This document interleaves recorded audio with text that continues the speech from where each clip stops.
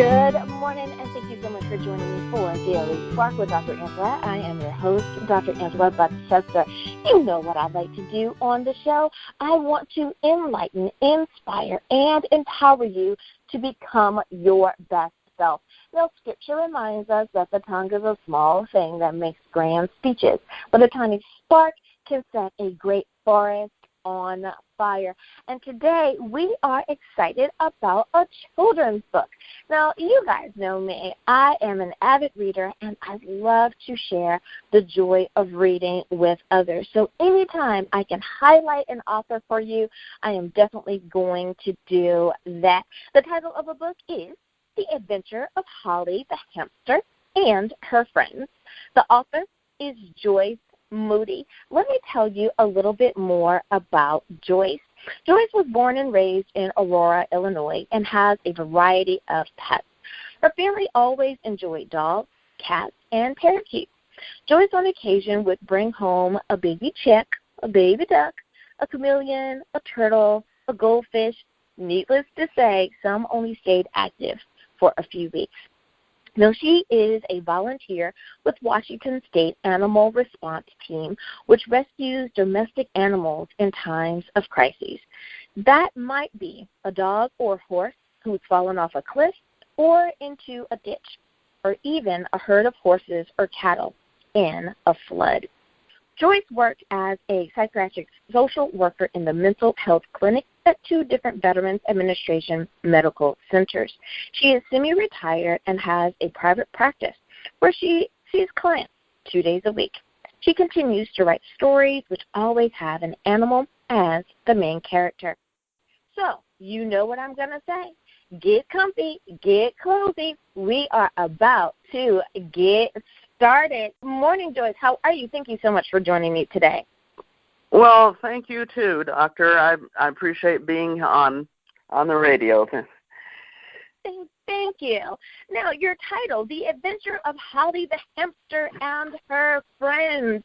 That is such an interesting title. So I have to ask you, did you find that the title came to you first, or did the title kind of evolve out of your writing? Actually, the title evolved out of my writings. I had a number of stories in my head about this hamster and knew that I was calling her Holly, and then figured out her life was full of adventures. So I put together the title, The Adventures of Holly the Hamster and Her Friends. I love it. I love it. Now, with you being an animal person, do you find that you are drawn naturally to the hamster? I never had a hamster, but I've had friends when I was growing up that had hamsters. Mm-hmm. And just enjoyed going over and playing with those hamsters. Yeah. And to revise my interest in hamsters, I went to a couple of pet stores and got to play with some of the hamsters that they were selling, and thought, this is a real character. This is a real little being that could have all kinds of adventures. So, I just find it to be just so absolutely cute, and it's interesting how being the mom of boys, that they want a little something like that, a guinea pig, a hamster, something that's different, but something that they can kind of hold on to and take on adventures with them. So I think that most kids do like a hamster. I love it. I love it. Now, yes.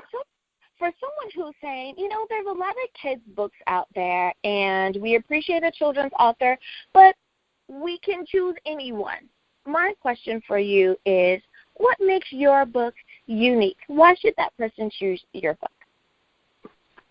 Well, I think my book is quite unique in that it addresses relationships that children can have with pets and what they can do with them. The first chapter of the book is about Holly's person Katie, taking her to school with her, and what kind of adventures this little hamster would have in going to school.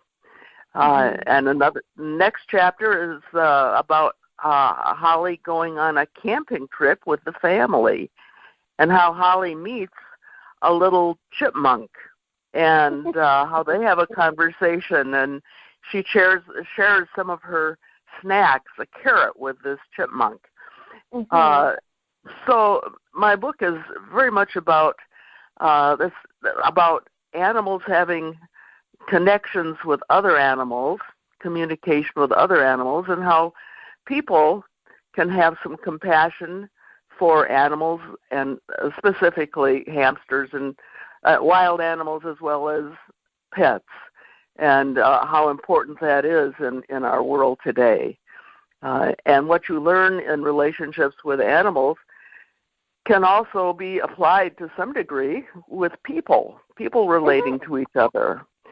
And so we go from, camping, school camping, and then on to Holly meeting and befriending a little house mouse that she meets in her yard.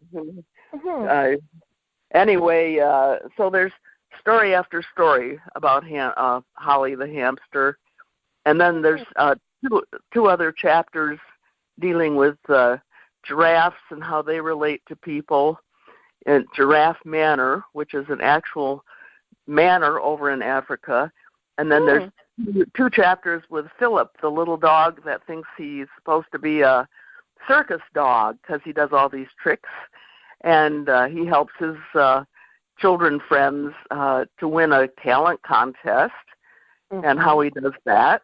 And then he goes on in the final chapter of being a service dog to a children's hospital. And so there's all kinds of little vignettes about him interacting with children.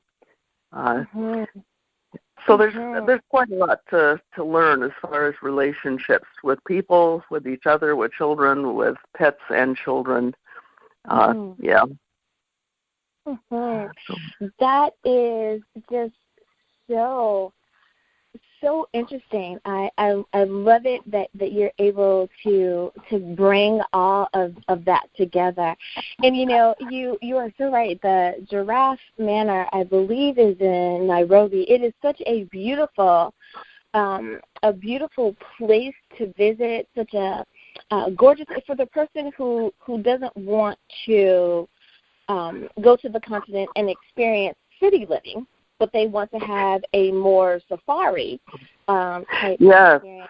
That is definitely it. And so many people, I think, forget that you can go and have a New York experience in the city, or you can go and have a beautiful safari and kind of be away from all of the rat race and experience that as well, and kind of relax a little bit. So thank you for mentioning that. What a great way to even through your book. Yes, and Jerry the giraffe is told from his birth and how he experienced his birth of being dropped to the ground, and what that experience is like, and all of the other giraffes around him taking care of him and grooming him, and then they walk over to the hotel where they can where they can be fed by people having their breakfast. And anyway, it's another adventure. I love that. Yeah. So I have to ask, when did you know, or did this kind of fall in your lap that you wanted to be an author? How did you come to decide that this is the book I want to write? Well, I think it was back in 7th grade when I was about 12 years old.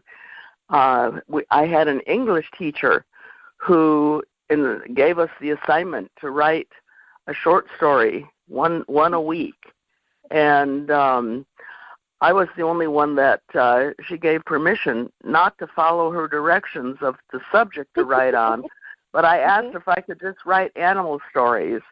And so I even have a collection of my 12-year-old animal stories that I wrote in that class. So that's when I started, and I've always loved animal stories and love animals and connecting with various animals. So yeah, so it started way back then, and I've continued just writing different kinds of short stories and putting them together. Yeah.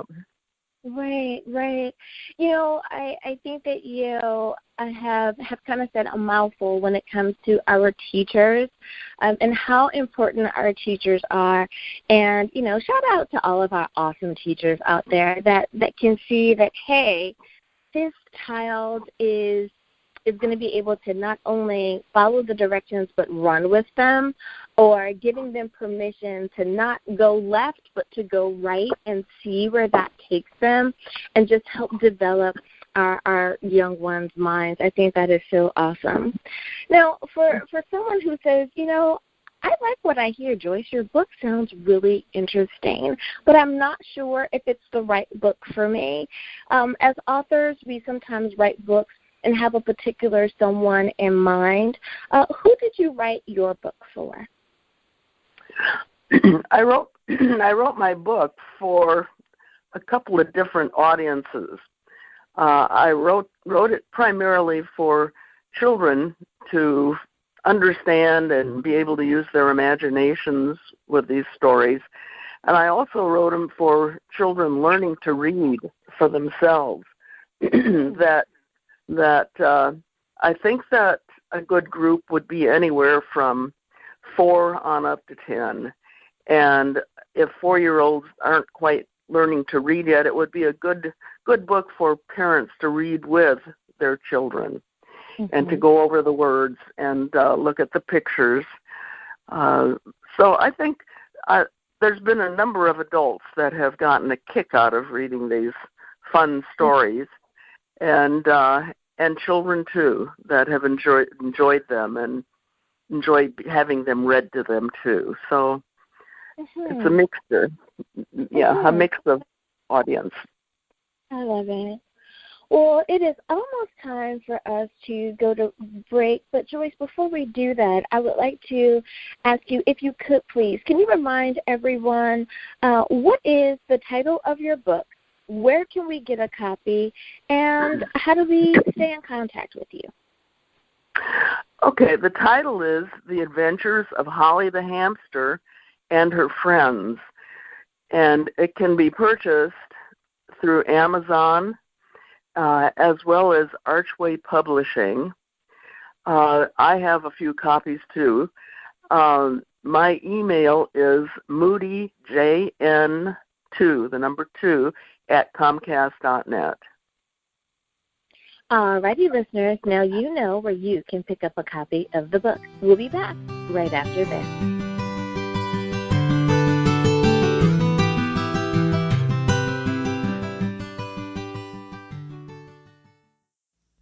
Dr. Angela, this is Matt Weston. I just wanted to wish you and your listeners a happy holiday season, and don't forget to add my new song, Hey Bro, to your holiday playlist.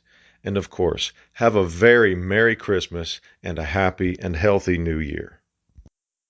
Anne, Camilla, William, and Fred. The 4 in the Humvee are on a perilous journey, halfway across the country to a tent city near the Mississippi River, a long ways from Boston. Through each bend and turn, they meet some people in need and others who have evil in their souls. 4 unlikely heroes in a Humvee on an unlikely trip. The recipe for a captivating story. Grab this book, EMP Casualty by Michael Kravitz.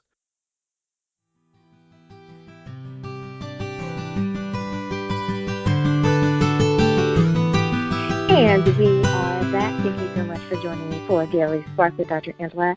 I am your host, Dr. Angela Butts-Tester.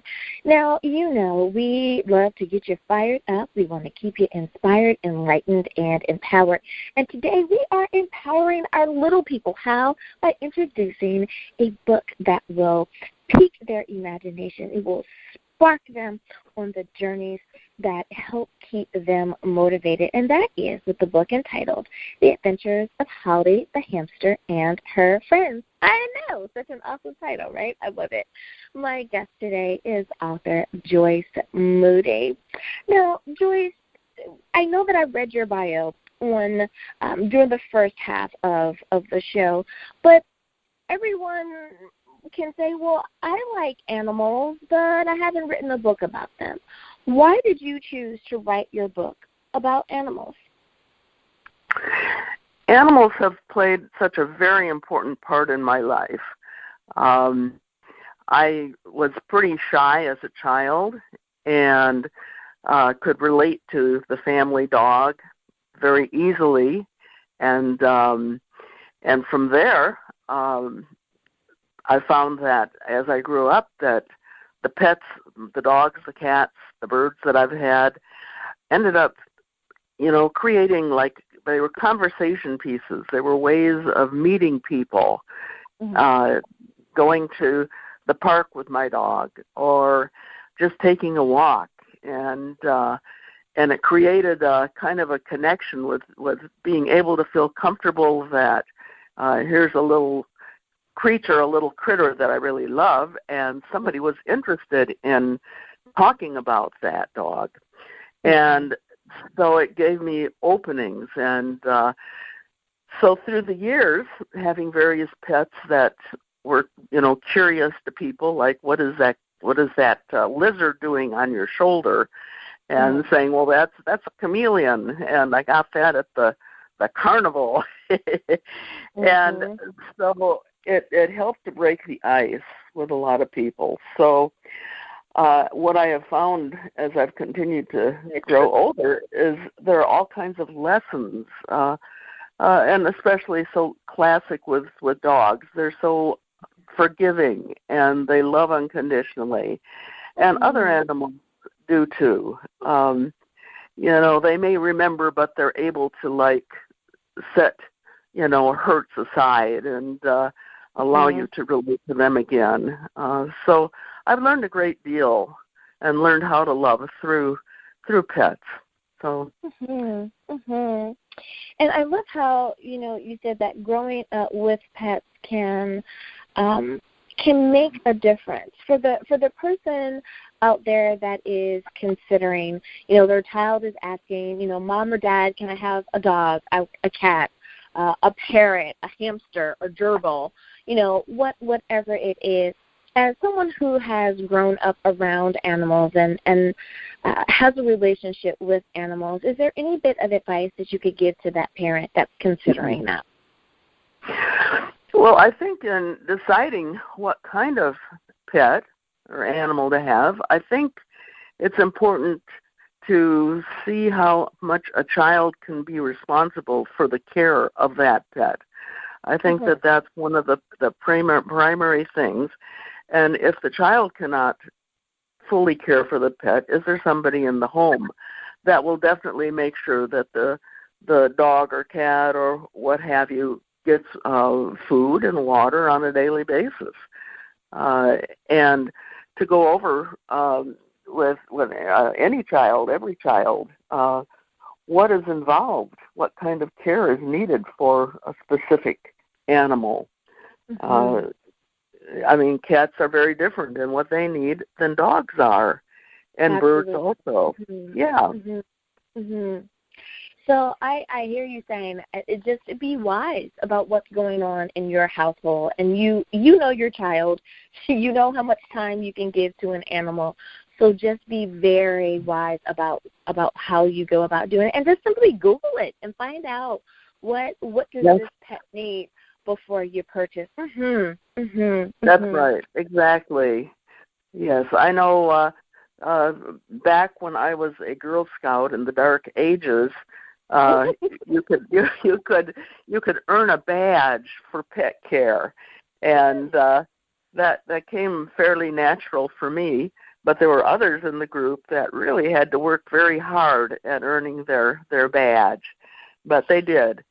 So it is possible, and it's a motivator. There's different motivators to help kids make it into that I'm responsible for, my pet. So. You really said something right on target there. I remember when my kids were younger and they were asking for an animal, and I said, well, let's start with the goldfish. And I think there's a lot of moms nodding their heads and raising their hands saying, yep, the good old goldfish. But, if this goldfish can last, for a month at least, and you're responsible and you can feed it and you can take care of it and all of that, what a great lesson for children to learn, that animal life is as important as yours, in that we need to tend to it and feed it and interact with it and make sure that it's okay, that it really does help nurture the child as much as the animal. So as they graduate to, I think we graduated to a cat, and then now we're with a dog. So it's like, oh yeah, because, dogs and cats can be like having children. There's a big responsibility there. So I think that you sent out a really great reminder. Now, you've written one book that happens to be about a hamster and her friends. But I want to ask, and I hope I'm not putting you on the spot here, do you have any intentions on writing other books about other animals? Do you have anything in the works? What's going on there? Yes, I actually have a couple of books that are ready for me to get published, and I just need a little more time, and then I have one book that's really in the works. I have a book about a family of squirrels, and a squirrel that gets locked into the home of this old retired sea captain, and he doesn't realize it, and it's about the little squirrel searching through the house, knowing that there are nuts there, and because the retired captain used to sit on his porch feeding him nuts, and anyway, so there's all kinds of adventures there, and then the sea captain comes home with his groceries, and the little squirrel gets to go home. And then another one about a family of bears, urban bears, and how they traipse through the backyards and find a swimming pool, and it's a mother with her bears, baby bears, and they go swimming in the swimming pool, and anyway, there's that adventure. And then I have a mystery that I'm writing, a mystery of a retired social worker that's working out of her home, and she's got an African gray parrot and a service dog and a cat, and how they interact, and the mystery of an escaped criminal. So anyway, I'm having a lot of fun with that. So it's going to take a little while to finish that. Yeah, so I'll be getting those published. Yes, and you'll definitely have to come back on the show. Now, someone who has lived in California for over 20 years, let me tell you, we know about the stories of the bears in the backyard in the swimming pool. It is not made up. It is 1,000% true. And yes. We get the stories, and it's like sometimes you even get the alert that says, hey, there's a bear in the neighborhood. Everyone come in, bring in your small dog, and stuff like that. So that part is true. And, I'm really glad that you're writing one about the retired person, because we know that statistically, we know that for our especially senior members of society, when they have an animal, they tend to live longer because there's sense and purpose to the day. It's not so many times in communities, it's, you're older, we don't need you anymore, we don't want to slow down to your pace, hey, Grandma, get out of the way. But hey, I have to love on my animal today. My animal is depending on me. But that animal is also bringing them hope and joy, that it turns into a very beautiful relationship there. So thank you for touching on those topics. I can't wait to prayerfully have you back on the show when those are ready to go. I love it. last question for you, Joyce, and that is, be it that you have worked in the Veterans Administration, you have worked as a psychiatric social worker in our mental health industry, you have worked with, animal response teams, you've done things that really are impactful with others. Is there any bit of advice? Is there any nugget of wisdom that you can give to anyone who may be interested in the field, that's working in the field, or maybe having a hard time and they just need a little bit of inspiration? Yes, I think I can answer this in a couple of ways. One is what led me into social work was I had taken a semester off from college and stayed with my brother and his family and went to a very conservative Christian church and prayed and felt so led by a couple of the Bible verses that were talked about into being able to fit into the world of social work. And so with that, I've also felt led to do various things. I felt really committed to writing and committed to learning about people, their behaviors, and animals and how they fit together.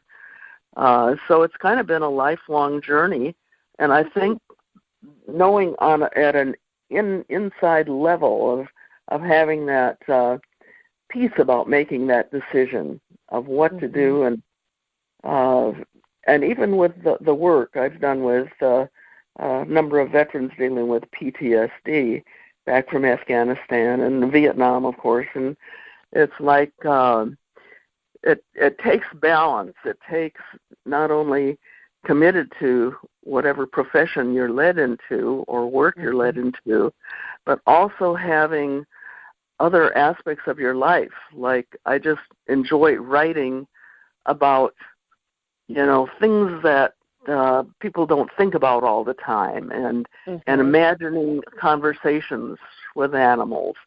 I mean, I have all these other conversations in reality, which are really difficult to hear sometimes, and then being able to balance that out with something enjoyable and fun. So I think balance is one of the key things in being able to sustain living the life, that you're meant to live, and the direction, healthy, positive direction to go in. I love it. Well, Joyce Moody, thank you so much for being on Daily Spark with Dr. Angela today. I have enjoyed my conversation with you. Well, thank you too, Dr. Angela. I appreciate the opportunity. And listeners, we hope that we have brought a little spark to your morning as well. As always, may the Lord continue to shine His face upon you. May you receive His grace and His mercy in all that you do. Until next time, everyone, be blessed in the Lord. Goodbye.